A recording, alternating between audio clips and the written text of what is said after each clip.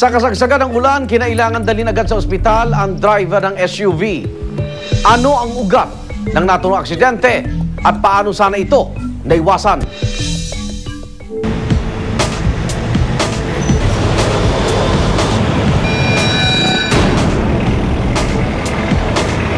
Bago siya bumaba, more or less mga 20 minutes yon bago dumating yung tinawag niyang friend or relative na nandun, na hindi na namin natanong kung ano niya talaga.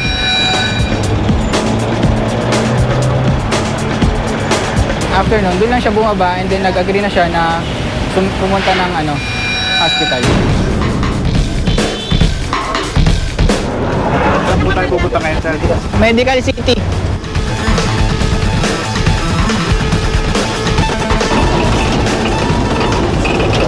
Ilan taon? Ilan taon na po ito? 46. 46. Sa ambulance, pansin niya nakaupo yung patient kasi mas gusto niya yung nakaupo, prefer niya dahil nahirapan daw siya pag nakahiga, nahihilo daw siya. And then, nung nilinis namin yung mga sugat niya sa kamay, tinitignan namin kung meron pang further injury na may mas malalim pang cuts. Kaya namin nililinis para mas mag-visualize natin kung ano yung mga tinanamong injury ng patient. Yung reaction ng patient sa ambulance, doon na siya nagkwento kung anong nangyari sa kanya. Injury, yung cause po ng injury nyo, sabi niyo po, naitukoy yung salamin. Oo, nung makita ko na andyan na. Apo. Tapos sabi, meron po kayong gulpo dito na sharpnet. Sharpnet po, logot niya. Ginanong ko. Tapos doon na po siya tumugot. Tapos ginanong-ganong ko.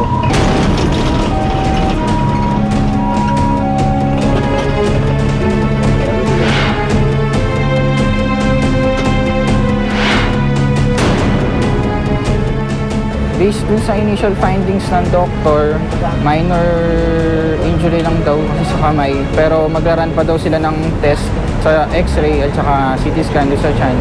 Kasi may possibility na tumama yung dibdib at saka yung tiyan sa manibela. Kaya hindi pa nila natin alam kung anong injury pa yung pwedeng natamo ng pasyente dahil dun sa aksidente.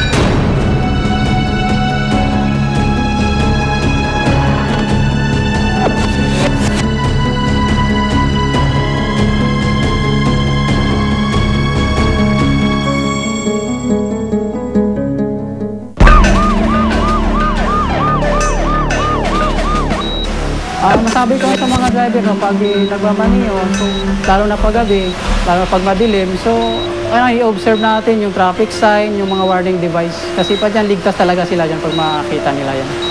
Kaya dapat na medyo inay lang, bali, mga less than 80, no, yung takbo nila, makaano pa na sila. Kasi maganyang oras kasi mga maluwag yung kalsada eh. So overspeeding, may tendency overspeeding. So bago na makita, bulaga na, dyan na, bangga na sila. Ano oras nangyari?